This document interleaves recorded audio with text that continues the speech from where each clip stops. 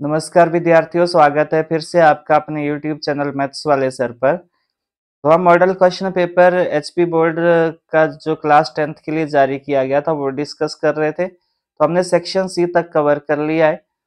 तो आज हम इस वीडियो लेक्चर में सेक्शन डी को कवर करेंगे। इसमें आपके पास 5 क्वेश्चन होंगे और प्रत्येक क्वेश्चन 5 मार्क्स का रहेगा। और यहाँ से आपको एक क्लियर आइडिया लगेगा कि किस तरह के क्वेश्चन एग्जाम में पूछे जाते हैं। और लास्ट में हम इन 5 क्वेश्चन को अटेम्प्ट करने के बाद हम ब्लूप्रिंट क्वेश्चन पेपर का डिस्कस करेंगे कि कौन से चैप्टर से कितनी वेटेज रहेगी। तो आपने कॉपी और पेन साथ में रखना है और नोट डाउन करना है। इससे आपको बहुत हेल्प मिलेगी एग्जाम में। तो शुरू करते हैं सेक्शन डी। इसमें क्वेश्चन है, सिद्ध कीजिए कि यदि किसी त्रिभुज की एक भुजा के समांतर एक रेखा खींची जाए जो कि अन्य दो भुजाओं को अलग अलग बिंदुओं पर प्रतिच्छेद करे तो यह अन्य दो भुजाओं को समान अनुपात में बांटती है। तो यहाँ अगर आपने अच्छे से पढ़ा होगा, पेपर के लिए रिवाइज किया होगा, तो आपको पता लग जाएगा कि ये थेल्स प्रमेय है, जिसको आधारभूत समानुपातिकता प्रमेय के नाम से भी जाना जाता है।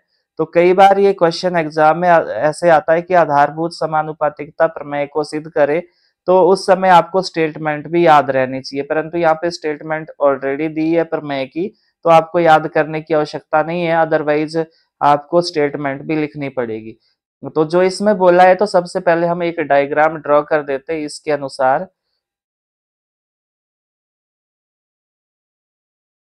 तो डायग्राम बना देता हूं मैं। यहाँ पे एक त्रिभुज बना देते हैं। ये त्रिभुज है आपके पास, इसको नाम दे दो त्रिभुज ए बी सी। इसको नाम दिया त्रिभुज ए बी और सी।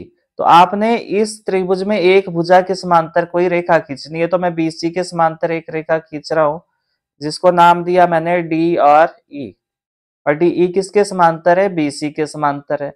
तो अब ये जो डीई रेखा है, ये अन्य दो भुजाओं यानी कि ए बी और ए सी को समान अनुपात में विभाजित करेगी, यानी कि ए डी बटा डी बी किसके बराबर सिद्ध करोगे? ए ई बटा ई सी। तो उसके लिए आपको रचना करनी पड़ेगी। तो रचना में क्या करोगे आप? पहले बी और ई को मिलाना है और डी और सी को मिलाना है, बिंदु को।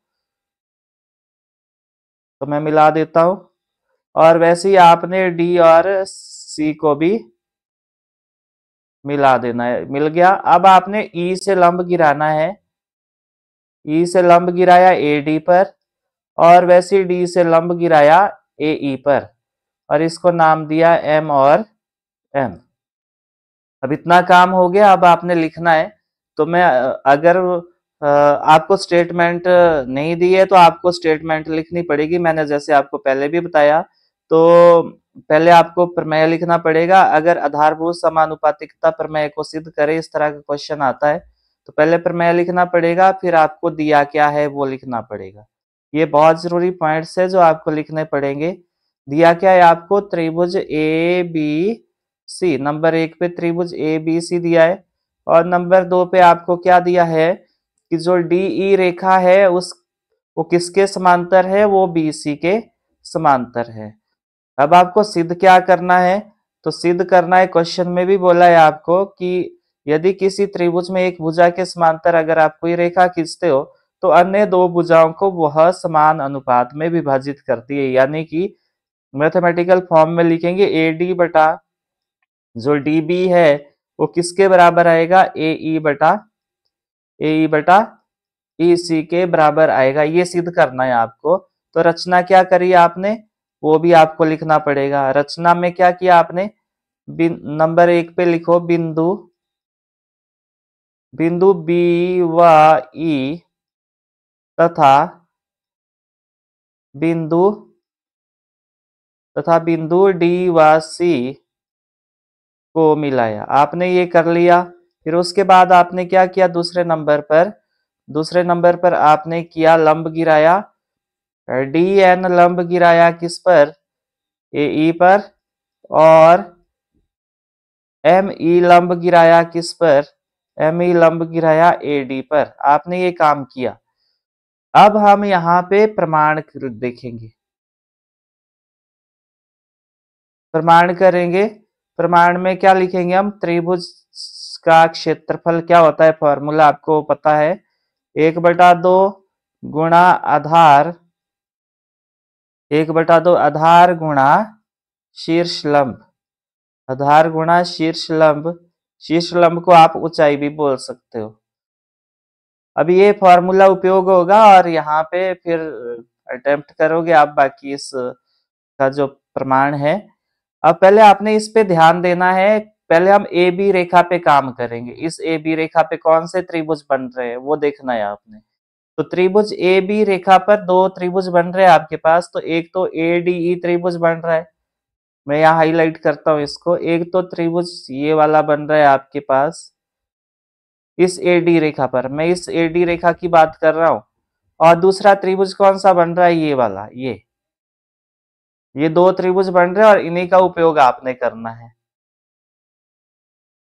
तो मैंने आपको ट्रिक बताया कि क्या करना है आपने। पहले ए बी रेखा पर काम करना और इस पे जो त्रिभुज बन रहे हैं उस पे फोकस करना है। तो त्रिभुज ए डी ई तो आपने कॉमन लेना है सबके साथ, ए डी ई लेना। और इस ए बी रेखा पर और कौन सा त्रिभुज बन रहा है?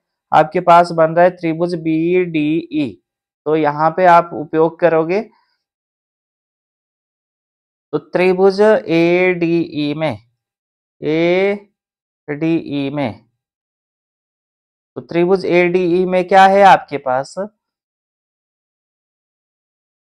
त्रिभुज ए डी ई में क्या करना है आपने? मैंने बोला इस ए बी रेखा पर काम करना है। तो जब त्रिभुज ए डी ई लोगे तो आपने इधर वाला ये देखना है, ये वाला ए डी, ये वाला आधार मानना है आपने। इस रेखा पे काम करोगे जब, तो इसी को आधार मानना है। तो यहाँ पे आधार कौन सा रहेगा? ए डी ई रहेगा। यहाँ बना देता हूं मैं।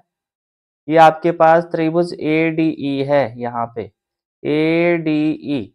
तो मैंने बोला कि पहले आपने इस साइड को काम करना है, इस रेखा पे। तो आधार कौन सा हो जाएगा? एडी हो जाएगा आधार।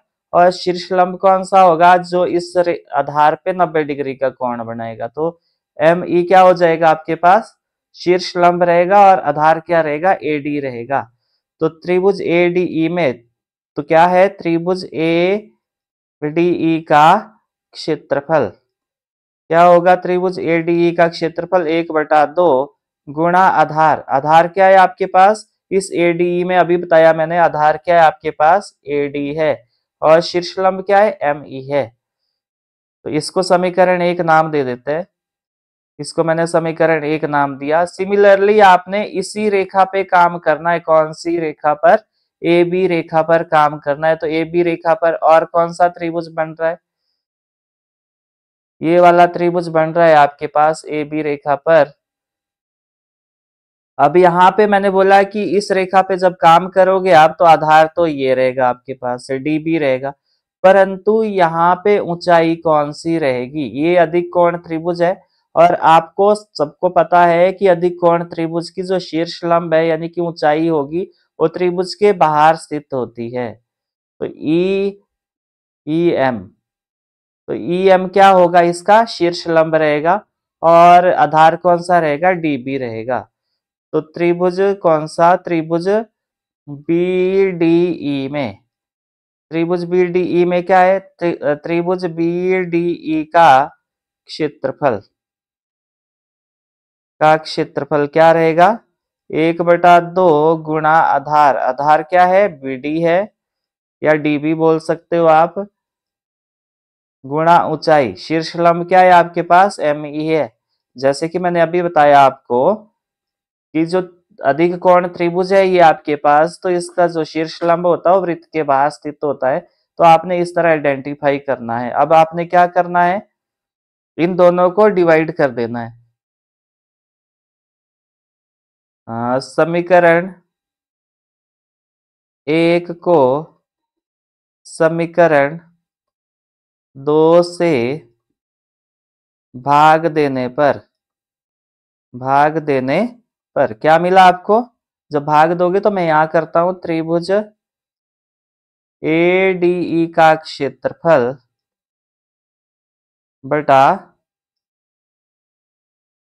बटा त्रिभुज बी डी ई का क्षेत्रफल।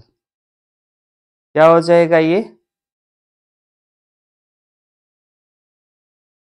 क्या हो जाएगा ये हो जाएगा 1/2 गुणा आधार AD गुणा ME बटा 1/2 गुणा DB गुणा ME। जब भाग दिया तो आप देख पा रहे हो ME से ME कैंसिल हो गया, 1/2 कैंसिल हो गया, तो आपके पास क्या बचा? त्रिभुज ADE का क्षेत्रफल बटा त्रिभुज BDE का क्षेत्रफल किसके बराबर आया? ये AD बटा DB, और इसको नाम दे दो समीकरण 3। अब ध्यान देना है यहाँ पे आपने कि जब आपने इस रेखा पर काम किया, इस वाली रेखा पर काम किया, तो आपको क्या मिला? AD बटा DB। तो सिमिलरली जब आप इस रेखा पे काम करोगे, AC रेखा पर, तो आपको क्या मिलेगा? AE बटा EC। तो आपने इस वाली रेखा को फिर आधार मानना है, इस रेखा को AC को, और फिर ADE का क्षेत्रफल कैसे निकलेगा? आधार AE रहेगा और ऊंचाई DN रहेगी।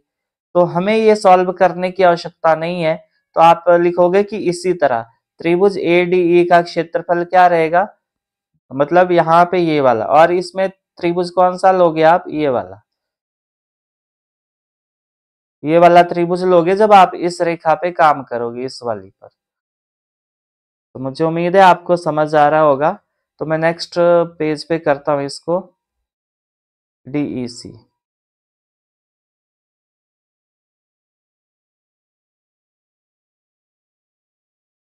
चार को आप ध्यान से देखोगे तो आपको यहाँ लिख देता हूं मैं समीकरण 3 भी। तो समीकरण 3 क्या है आपके पास? ADE का क्षेत्रफल बटा त्रिभुज डी DBE, क्या लिखा है? BDE का क्षेत्रफल, BDE का क्षेत्रफल। तो क्या मिला आपको? ये मिला आपको AD बटा DB। ये मिला था आपको AD बटा DB। तो ये समीकरण 3 थी, मैंने साथ में लिख दिया। अब आपको यहाँ ध्यान देना है कि जो हमें सिद्ध करना था वो तो हमें यहाँ पे लगभग मिल ही चुका है। AD बटा DB किसके बराबर सिद्ध करना है? AE बटा EC के। और यहाँ भी आप देख पा रहे हो इसकी लेफ्ट हैंड साइड को, यहाँ भी त्रिभुज ADE है, यहाँ पे भी ADE है, परंतु समस्या यहाँ पे है कि DEC, यहाँ पे DEC और यहाँ पे BDE है। तो इस अगर ये बराबर हो जाते हैं तो हमें इजी हो जाएगा सॉल्व करना। तो मैं यहाँ पे ड्रॉ कर देता हूँ ताकि आपको समझ आ जाए। ये DE है और ये आपके पास BC है।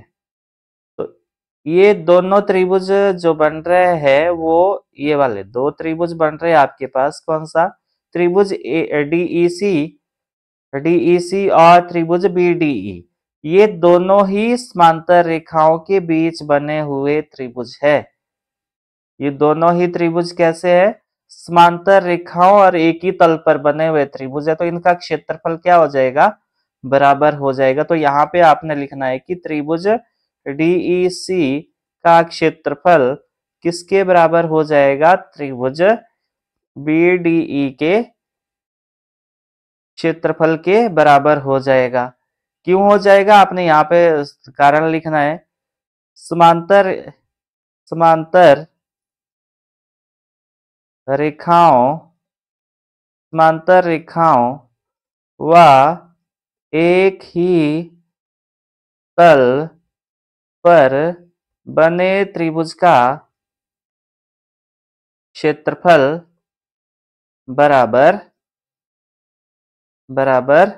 होता है। तो दोनों ही आपके पास बराबर हो गए। अब आप यहाँ पे कुछ भी लिख सकते हो। तो समीकरण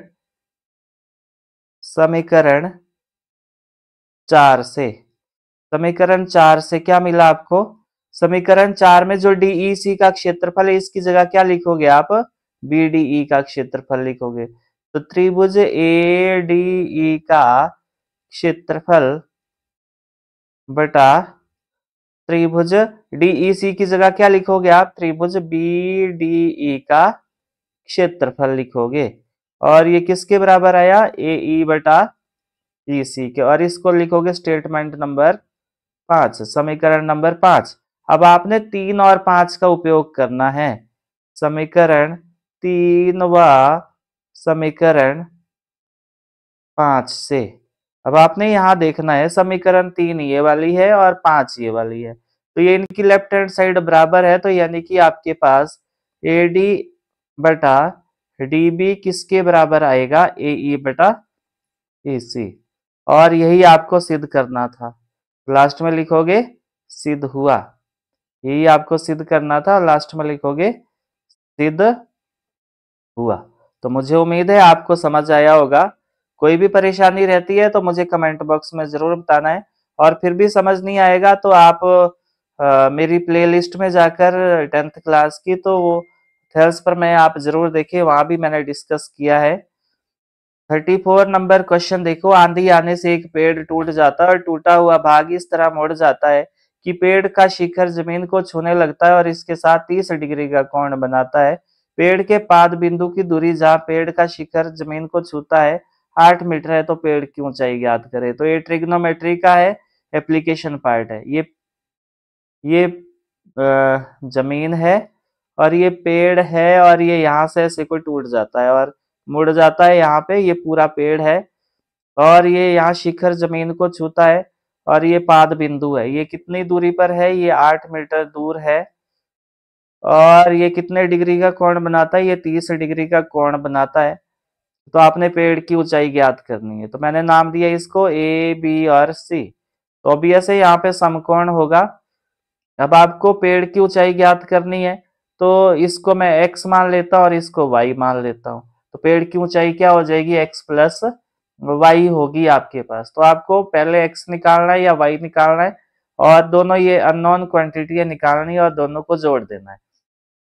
तो मैंने जब आपको ये जो 9th चैप्टर है ये करवाया था, तो मैंने वहां पे आपको ये एक्सप्लेन किया था कि आपने जो अननोन क्वांटिटी है उसको आपने ऊपर लिखना है और नॉन को नीचे लिखना है। तो दो भुजाओं का उपयोग करना है आपने इस त्रिभुज में। त्रिभुज एबीसी में दो भुजाओं का उपयोग करना है और वहां से एक नॉन भुजा दी है आपके पास, एक अननोन है। तो अगर मैं x और इस 8 का उपयोग करता हूँ, ए बी और बी सी का उपयोग करता हूँ, तो वहां से मुझे x मिल जाएगा। और फिर मैं अगर इस ए सी और ए बी भुजा का उपयोग करता हूँ तो मेरे पास y मिल जाएगा। और जब ये दोनों मिल जाएंगे तो दोनों को ऐड कर दूंगा। तो पेड़ की ऊंचाई बराबर है x प्लस वाई मीटर। अब आपको ये x और y निकालना है। तो त्रिभुज एबीसी में क्या है आपके पास? तो बीसी क्या है आपके पास? ये लंब है। और कौन सी भुजा ली आपने? अब ली आपने ए बी, जो नॉन है और एक अननॉन है। नॉन आपके पास ए बी भुजा है, तो ये आपके पास आधार है। आधार है, लंब बटा आधार क्या होता है आपके पास? ये होता है tan। tan किसका? 30 डिग्री का। तो बीसी कितना दिया है आपके पास? x और ए बी कितना दिया? 8। और tan 30 की वैल्यू कितनी होती है? tan 30 की वैल्यू होती है 1 बटा √3। तो आपने क्या करना है? ये 8 पार को मल्टीप्लाई करना है, तो ये बन जाएगा 8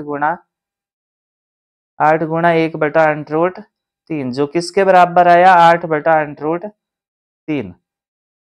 परंतु आपने यहाँ पे हर का परिमेयकरण करना है। मैंने बताया था आपको कि बटे में आपने जो अंटरूट वाली संख्या वो नहीं रखनी है। तो ये आएगा 8 गुणा यहाँ पे गुणा √3 से करोगे और भाग भी √3 से करोगे, तो ये कितना आएगा? 8 √3 बटा 3 मीटर। तो आपके पास x की वैल्यू कितनी आई?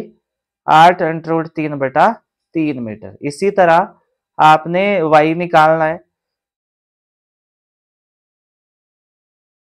तो इसी तरह आपके पास AC आपके पास करण है और बटा ए बी आपके पास आधार है।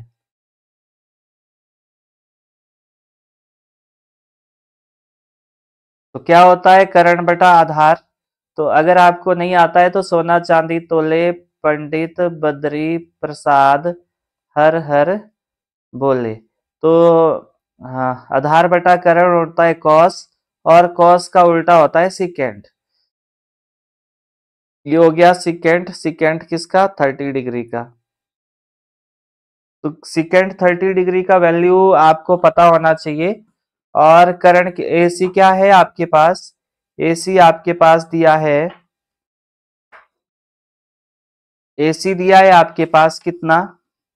एसी दिया है आपके पास y, और ए बी कितना है 8, और सिकेंड 30, यानी कि cos 30 का वैल्यू कितना होता है? √3/2। तो इसको उल्टा कर दो, 2/√3। अब आपने इस 8 को पार को करना है मल्टीप्लाई, तो ये बन जाएगा 8 गुणा 2/√3। मल्टीप्लाई कर दो तो y आ जाएगा 8 दूनी 16, 16/√3। और यहाँ भी आपने रेशनलाइजेशन करना है, हर का परिमेयकरण करना है। तो ये आएगा y बराबर है 16/√3। गुणा भी करो √3 से, और भाग भी करना है आपने √3 से। तो y आ जाएगा आपके पास 16√3/3 मीटर। तो y का वैल्यू कितना आया? 16√3/3 मीटर। तो पेड़ की कुल ऊंचाई, पेड़ की कुल ऊंचाई, कुल ऊंचाई, तो ये क्या है आपके पास? x plus Y. तो यहाँ पे करता हूँ मैं, x की वैल्यू है 8√3/3 प्लस y का वैल्यू है 16√3/3। तो इसका जो एलसीएम आएगा वो 3 आएगा, और इसको जब आप सॉल्व करोगे तो ये आएगा 24√3, और ये हो गया मीटर। तो 8 या 24, तो यह आया 8√3 मीटर। तो पेड़ की कुल ऊंचाई कितनी आ गई आपके पास? 8√3 मीटर। तो मुझे उम्मीद है ये भी समझ आया होगा आपको। इसी तरह अगला क्वेश्चन है आपके पास, क्वेश्चन नंबर 35। इसको ध्यान से देखो। राधा के पास एक 3.5 सेंटीमीटर त्रिज्या वाली एक शंकुआकार गुड़िया है, जो उसी त्रिज्या वाले एक अर्धगोले पर अध्यारोपित है। तो इस गुड़िया की कुल ऊंचाई अगर 15.5 सेंटीमीटर है, तो आपने गुड़िया को राधा गुड़िया को रंग करना चाहती है। तो अच्छा, तो 35 क्वेश्चन नंबर देखो। इसमें क्या है? राधा के पास एक 3.5 सेंटीमीटर त्रिज्या वाला एक शंक्वाकार गुड़िया है, जो उसी त्रिज्या वाले एक गोले पर अध्यारोपित है। इस गुड़िया की कुल ऊंचाई 15.5 सेंटीमीटर है। राधा गुड़िया को रंग करना चाहती है। रंग करने के लिए जाने वाले कुल क्षेत्र का क्षेत्रफल आपने ज्ञात करना है। तो सबसे पहले हम यहाँ पे डायग्राम बना देते हैं। इस तरह की गुड़िया है, यहाँ पे अर्धगोलाकार है इस तरह का, और इसके ऊपर ये शंक्वाकार भाग है।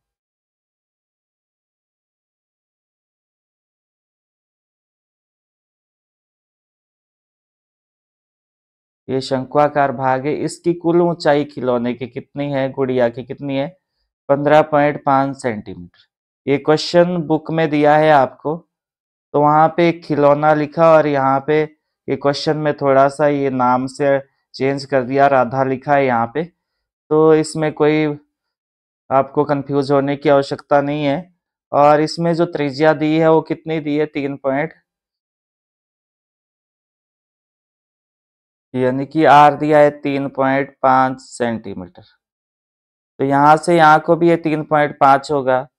तो यहाँ से 3.5 ये कम हो गया, तो ऊपर कितना बचेगा? यहाँ से यहाँ को ये बचेगा आपके पास 12 सेंटीमीटर। ये आ गई हाइट किसकी? इस शंक्वाकार भाग की हाइट आ गई। परंतु आपको इसका पृष्ठीय क्षेत्रफल निकालना है, तो उसका फॉर्मूला होता है πr/l, और उसके लिए आपको तिर्यक ऊंचाई पता करनी पड़ेगी। तो ये रहेगी इसकी तिर्यक ऊंचाई l, मान लिया हमने इसको। तो पहले हम लिख लेते हैं क्या दिया है आपको। शंक्वाकार शंक्वाकार भाग की त्रिज्या किसके बराबर है? जो आपके पास अर्धगोला अर्धगोलाकार गोलाकार भाग की त्रिज्या दोनों बराबर है, भाग की त्रिज्या दोनों बराबर है और कितनी है 3.5 सेंटीमीटर। अब यहाँ पे लिखोगे आप शंक्वाकार भाग की ऊंचाई, इसकी ऊंचाई कितनी है, ये आएगा आपके पास 15.5 माइनस 3.5 सेंटीमीटर। तो कितना आएगा ये जब घटाओगे तो ये आएगा 12 सेंटीमीटर।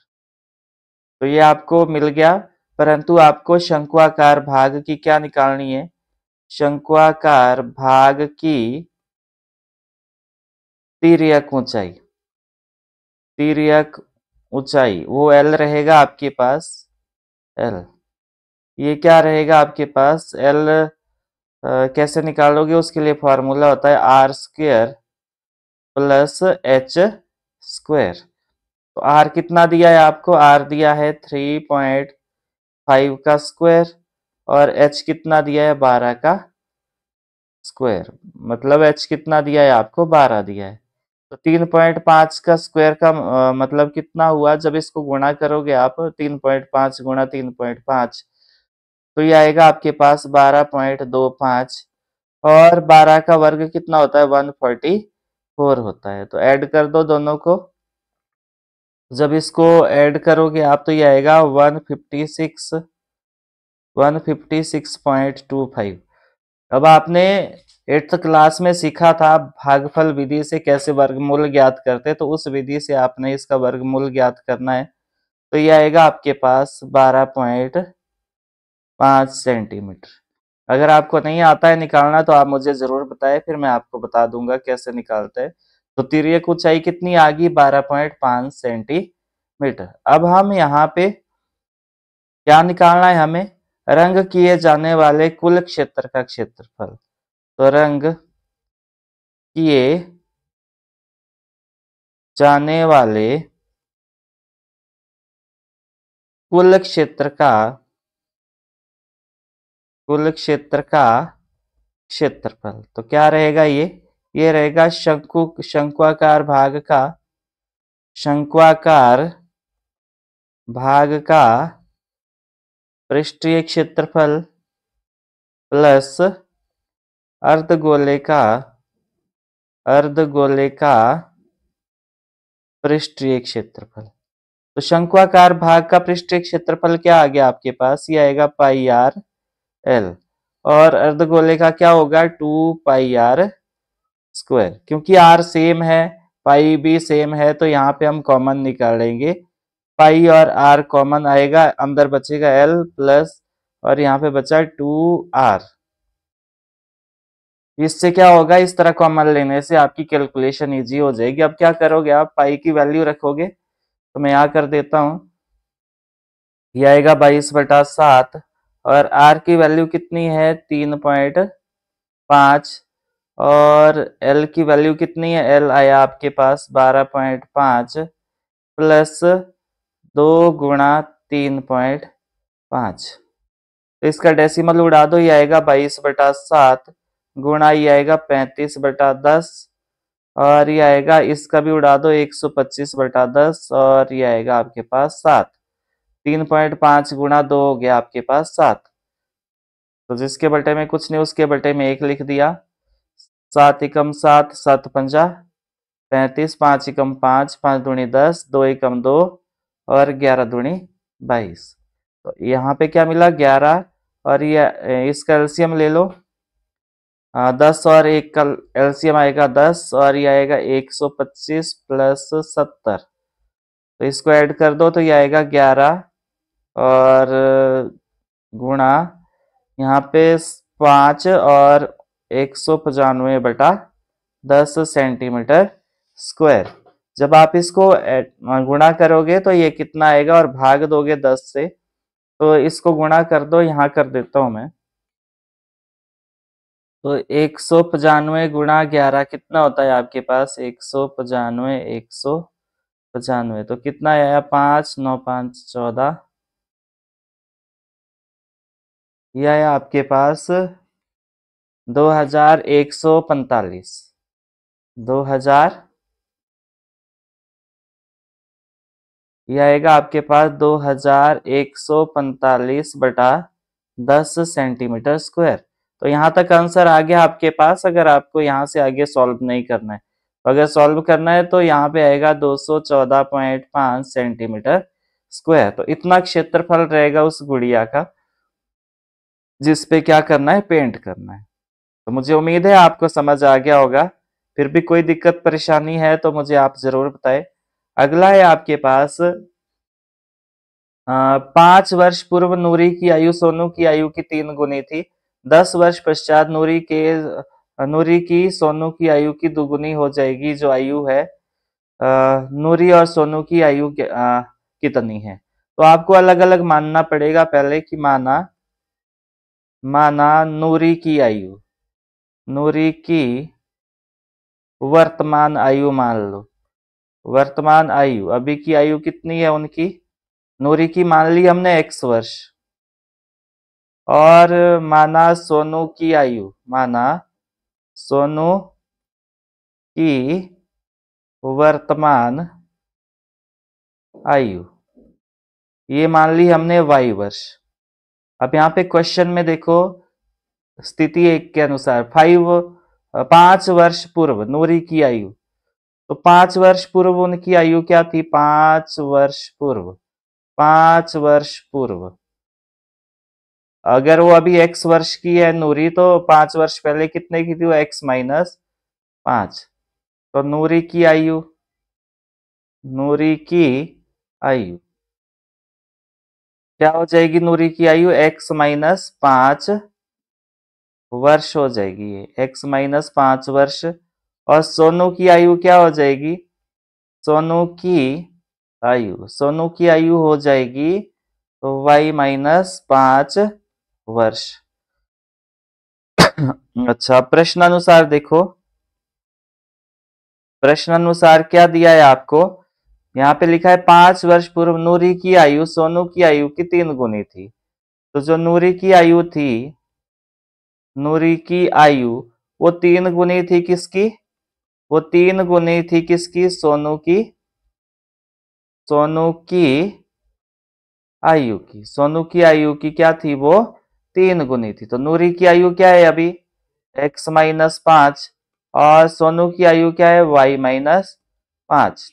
तो ये अंदर मल्टीप्लाई कर दो, x माइनस, इसको स्टैंडर्ड फॉर्म में लाना है हमें। तो 3 पहले यहाँ y के साथ मल्टीप्लाई होगा और फिर 5 के साथ, तो ये आएगा 3y माइनस 15।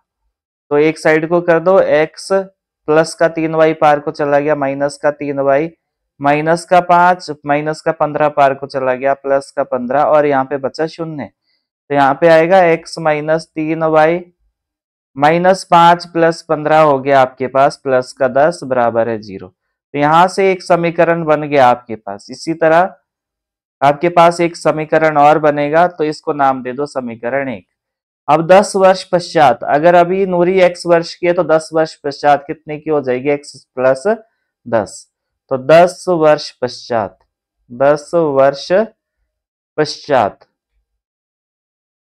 पश्चात मतलब बाद में, तो नूरी की आयु क्या हो जाएगी? नूरी की आयु क्या हो जाएगी? नूरी की आयु ये हो जाएगी आपके पास x प्लस 10 वर्ष। और सोनू की आयु क्या हो जाएगी?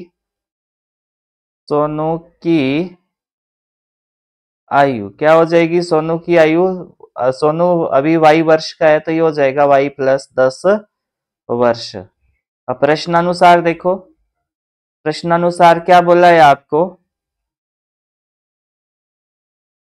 10 वर्ष पश्चात नूरी की आयु, जो नूरी की आयु है, नूरी की आयु है वो क्या हो जाएगी? 2 गुनी हो जाएगी किसकी? सोनू की आयु की। तो 2 गुनी हो जाएगी सोनू की आयु की। तो नूरी की आयु अभी x प्लस 10 है, और 2 गुना हो जाएगी किसकी? y प्लस 10 की। तो ये आ जाएगा आपके पास x प्लस 10 बराबर है 2 गुणा, ये 2 यहाँ मल्टीप्लाई होगा पहले y के साथ फिर 10 के साथ, तो 2 2y प्लस 20। अब सेम यहाँ पे भी एक साइड को ले आओ सारे। x प्लस का 2y था तो माइनस का 2y प्लस का 10 और ये प्लस का 20 आर को आया तो माइनस का 20 बराबर है 0। तो x माइनस 2y, 10 माइनस 20 कितना हो गया? माइनस का 10 बराबर है 0। तो यहां से एक दूसरा समीकरण मिल गया आपको और इसको नाम दिया हमने समीकरण 2। अब आपने इन दो समीकरणों का उपयोग करना है और यहां से x और y की वैल्यू को फाइंड आउट करना है। तो समीकरण देखो यहाँ पे x के गुणांक सेम है यहाँ पे इन दोनों समीकरण में, तो हम इसको डायरेक्ट घटा देंगे। समीकरण 1 में से समीकरण 2 घटाने पर समीकरण 1 क्या है? x माइनस 3y प्लस 10 बराबर है 0। विलोपन विधि का इस्तेमाल कर लो। आप चाहो तो प्रतिस्थापन विधि का इस्तेमाल भी कर सकते हो। अब यहाँ पे क्या करना पड़ता है? हमें यहाँ पे निशान को उल्टा करना पड़ता है। ये माइनस का है, ये माइनस का हो जाएगा, ये माइनस का है तो प्लस का, ये माइनस का है तो प्लस का। तो प्लस का x माइनस का x कैंसिल हो गया। माइनस 3y प्लस 2y तो माइनस का y और ये हो जाएगा प्लस का 20 बराबर है 0। अब इसको हम क्या करेंगे? माइनस वाई ये पार को ले जाएंगे 20 को, तो ये माइनस का 20 बन गया। माइनस से माइनस कैंसिल हो गया तो y का वैल्यू कितना आया? 20। अब ये y की वैल्यू जो 20 आई है किसी भी समीकरण में रख दो। यहां पे लिख देता हूं मैं y का मान समीकरण 1 में रख रहा हूं मैं। समीकरण 1 में रखने पर क्या मिला? x माइनस 3 गुणा y प्लस 10 बराबर है 0। ये था। y की जगह आपने यहाँ 20 रखना है, तो x माइनस 3 गुणा 20 प्लस 10 बराबर है 0। तो x माइनस 60, 20 दिया 60 प्लस 10 बराबर है 0। तो x माइनस 60 प्लस 10 कितना हो गया? माइनस का 50 बराबर है 0। तो x का वैल्यू कितना आया? यहाँ से 50 आया। तो यहाँ पे आपके पास x और y की वैल्यू मिल गई। तो आपने जो x और y की वैल्यू मानी थी वो अब आपके पास मिल गई है। तो आप क्या लिखोगे? अतः नूरी की वर्तमान आयु बराबर है 50 वर्ष और सोनू की आयु बराबर है 20 वर्ष। लास्ट में क्या लिखोगे? अतः नूरी की वर्तमान आयु जो आपने x वर्ष मानी थी, वो कितनी आ गई आपके पास? 50 वर्ष आ गई। और सोनू की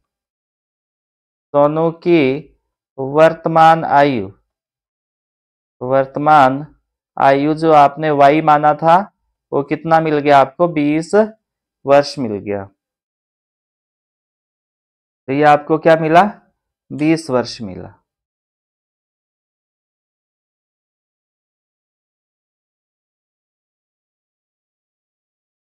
बीस वर्ष मिला। तो मुझे उम्मीद है आपको ये भी समझ आ गया होगा। कोई भी दिक्कत परेशानी रहती है तो आपने मुझे कमेंट बॉक्स में जरूर बताना है, फिर मिलके हम उसका समाधान ढूंढने का प्रयास करेंगे। पर आपने अभ्यास जरूर करना है। अगला क्वेश्चन है आपके पास 37 और इसमें आपके पास सिर्फ 37 क्वेश्चन ही पूछे जाएंगे। अच्छा, इन आंकड़ों का बहुलक निकालना है तो बहुलक का पहले फॉर्मूला आपको याद होना चाहिए।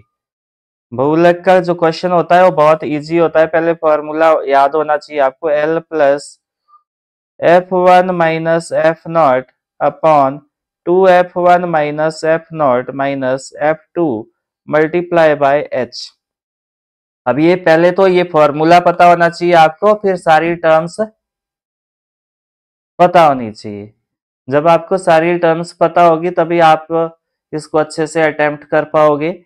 तो सबसे पहले हमें यहाँ पे क्या फाइंड आउट करना होता है? मैंने आपको जब थ्योरी वाला पार्ट करवाया था और इसका अभ्यास करवाया था एक्सरसाइज, तो मैंने आपको बताया था कि जब बहुलक निकालने के लिए आपको सबसे पहले बहुलक श्रेणी का पता होना चाहिए। और बहुलक श्रेणी कौन सी होती है वो भी आपको पता होना चाहिए। अधिकतम बारंबारता वाली अधिकतम बारंबारता वाला वर्ग अंतराल, उसी को बहुलक श्रेणी बोलते हैं। अधिकतम बारंबारता वाला वर्ग अंतराल। अब यहाँ पे आपको देखने की आवश्यकता है कि सबसे अधिक बारंबारता किसकी है? 61 है। 61 है तो इसके कोरस्पॉन्डिंग जो ये रहेगा वर्ग अंतराल, यही आपके पास बहुलक श्रेणी रहेगी। तो बहुलक श्रेणी क्या है आपके पास? 60 से 80। तो इसकी निम्न सीमा क्या है? इसकी निम्न सीमा जिसको हम L से डिनोट करते हैं, क्या है वो आपके पास? इसकी निम्न सीमा आपके पास कितनी है? 60 है। और गैप कितने का है? H। गैप कितने का है? 20 का गैप है, तो H आएगा आपके पास 20। अब यहाँ पे ध्यान देने की बात है कि जो अधिकतम बारंबारता होगी उसके कॉरस्पॉन्डिंग आपके पास बहुलक श्रेणी रहेगी, और उसी बारंबारता को आप F1 बोलेंगे। क्या बोलेंगे? F1। और इससे पहले, ठीक पहले वाली बारंबारता को F0 बोलेंगे, और इसके ठीक बाद वाली को F2 बोलेंगे। तो लगभग हमें सब चीजें प्राप्त होगी। यहाँ पे आपके पास F0 है 52, और F1 कितना है? 61, और F2 कितना है? ये है 38। ये सारी चीजें हमें मिल गई है। अब हम यहाँ पे बहुलक निकालेंगे। बहुलक का फॉर्मूला आपको आता है L plus F1 minus F0 upon 2F1 minus F0 minus F2 multiply by H। तो वैल्यू पुट कर दो। L की वैल्यू कितनी है यहाँ पे? 60 प्लस L कितना है आपके पास? 60 है। और F1 की वैल्यू कितनी है? F1 है आपके पास 61 माइनस F0 कितना है? 52, और ये आएगा 2 गुणा 61 माइनस 52 माइनस 38 मल्टीप्लाई बाय 20। तो यहाँ पे क्या करोगे आप? ये आएगा 60 प्लस 61 माइनस 52 कितना हुआ? ये 9 आएगा आपके पास, और ये आएगा 2 एकम 2 6 दूनी 12, 122 माइनस 52 माइनस 38, और यहाँ पे मल्टीप्लाई कर दो ये 20। तो ये कितना आएगा? ये आएगा 60 प्लस 90, 9 गुणा 20 होता है 180, बटा ये आएगा 122 माइनस, ये दोनों ऐड हो जाएंगे क्योंकि ये दोनों ही माइनस के 8 और 2 10, 5 और 3 8 1 9। तो ये आया 122 माइनस 90। तो अगर आप इसको सॉल्व करते हो तो कितना आएगा? यहाँ करता हूं मैं। तो 60 प्लस 180 बटा 122 माइनस 90 कितना हो गया? 32 हो गया। अब आपने क्या करना है? 180 को भाग देना है किससे? 180 को आपने भाग देना है, ये दोगे आप 32 से। तो 180 को भाग देना है 32 से, तो ये कितना आएगा? तो ये आया आपके पास 60 प्लस, जब भाग दोगे तो ये आया 5.625, ऐड कर दो तो ये आएगा 65.625। अब यहाँ पे ध्यान देने वाली बात है कि जो बहुलक आपको मिला, ये क्या मिला? 65.625। और मैंने आपको एक चीज बताई थी कि जो बहुलक होता है वो बहुलक श्रेणी के बीच का ही कोई एक अंक होगा। तो बहुलक श्रेणी क्या है आपके पास? 60 से 80। तो ये इन बिटवीन आएगा आपके पास, तो ये आपका बहुलक रहेगा। तो बहुलक क्या होता है? बहुलक श्रेणी के बीच का ही कोई अंक होता है, आपने ये ध्यान में रखना है। तो ये था आपका मॉडल क्वेश्चन पेपर जो एचपी बोर्ड ने जारी किया था। तो इसको आप बार बार अभ्यास करें, और इस तरह के क्वेश्चन ही एग्जाम में आपसे पूछे जाएंगे। फिर भी कोई परेशानी रहती है तो आपने मुझे कमेंट बॉक्स में जरूर बताना है, फिर मिलके उसका समाधान ढूंढने का प्रयास करेंगे। और अब हम यहाँ पे ब्लूप्रिंट देखेंगे कि आपके क्वेश्चन पेपर का ब्लूप्रिंट कैसे रहेगा, कितने क्वेश्चन पूछे जाएंगे, कैसे कैसे पूछे जाएंगे। तो यहाँ पे आपने ध्यान देना है, जो एमसीक्यू है आपके पास वो प्रत्येक 1 मार्क्स का रहेगा, और 16 क्वेश्चन रहेंगे वो। तो 16 नंबर के एमसीक्यू रहेंगे, और शॉर्ट टाइप क्वेश्चन है जो वो आपके पास 9 रहेंगे और प्रत्येक क्वेश्चन 2 मार्क्स का रहेगा, तो ये 18 नंबर का रहेगा आपके पास। और इसके बाद लॉन्ग टाइप क्वेश्चन है जो वो 7 क्वेश्चन आपसे पूछे जाएंगे और प्रत्येक क्वेश्चन 3 मार्क्स का होगा और 21 नंबर का रहेगा ये। और जो एप्लीकेशन पार्ट रहेगा वो आपके पास 5 क्वेश्चन रहेंगे और प्रत्येक क्वेश्चन 5 मार्क्स का होगा और ये 25 मार्क्स का रहेगा और टोटल जो है वो 80 मार्क्स रहेंगे आपके पास।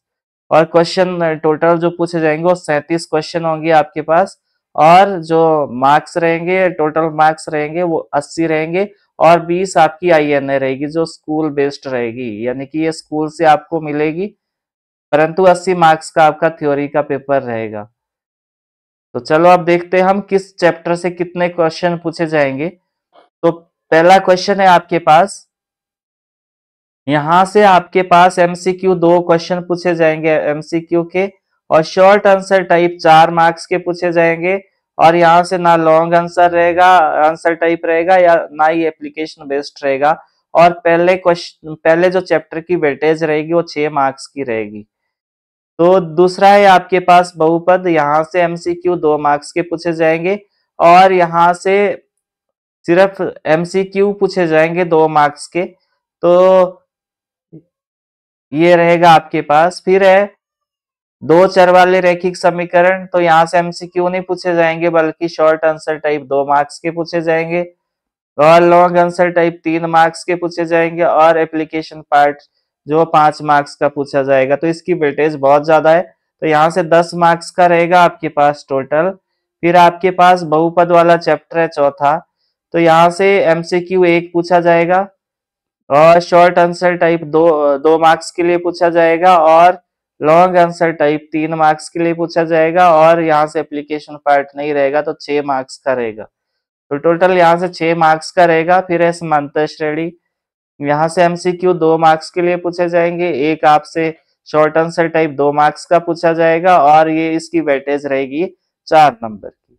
फिर आपके पास त्रिभुज है, त्रिभुज से एक एप्लीकेशन पार्ट पूछा जाएगा और 2 MCQ पूछे जाएंगे, तो यहाँ से आपके पास वेटेज 7 नंबर की रहेगी।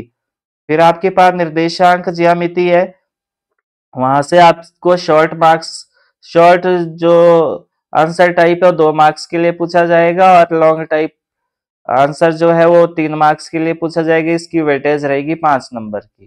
फिर आपके पास इंट्रोडक्शन है ट्रिग्नोमेट्री का, तो यहाँ से MCQ 2 मार्क्स के पूछे जाएंगे, शॉर्ट आंसर 2 मार्क्स के लिए और लॉन्ग आंसर टाइप 6 मार्क्स के लिए पूछे जाएंगे और वेटेज रहेगी 10 नंबर की। और फिर आपके पास 9th है एप्लीकेशन पार्ट ऑफ ट्रिग्नोमेट्री, त्रिकोणमिति के कुछ अनुप्रयोग।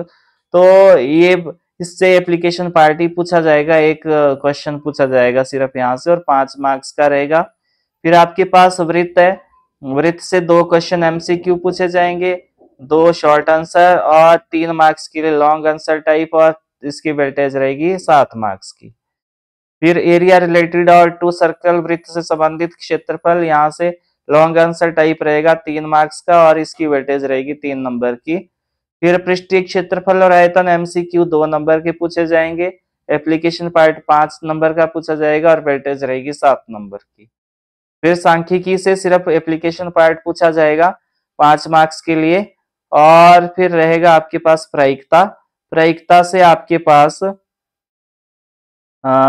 MCQ 1 पूछा जाएगा, शॉर्ट आंसर टाइप 2 पूछे जाएंगे और इसकी वेटेज रहेगी 3 नंबर की। तो आपने यहाँ पे ध्यान दिया कि जो एप्लीकेशन पार्ट है वो 25 मार्क्स के लिए पूछा जाएगा, लॉन्ग आंसर टाइप 21 मार्क्स के लिए पूछा जाएगा, शॉर्ट आंसर टाइप 18 मार्क्स के लिए पूछा जाएगा और MCQ 16 मार्क्स के लिए पूछा जाएगा। तो ये सारी वेटेज थी और ब्लूप्रिंट था आपके क्वेश्चन पेपर का। तो आपने इस वेटेज को ध्यान में रखते हुए अपने पेपर के लिए तैयारी करनी है। और कोई भी अगर दिक्कत परेशानी होती है, आपको रिवाइज करती बार कोई दिक्कत आती है, तो आप मुझे कमेंट बॉक्स में जरूर बताएं। फिर मैं यहाँ उसके लिए एक अलग से डेडिकेटेड वीडियो बनाऊंगा और आपके डाउट्स को क्लियर करने का प्रयास करूंगा। तो बने रहे मेरे साथ और बार बार अभ्यास करते रहे। Thanks for watching and keep learning.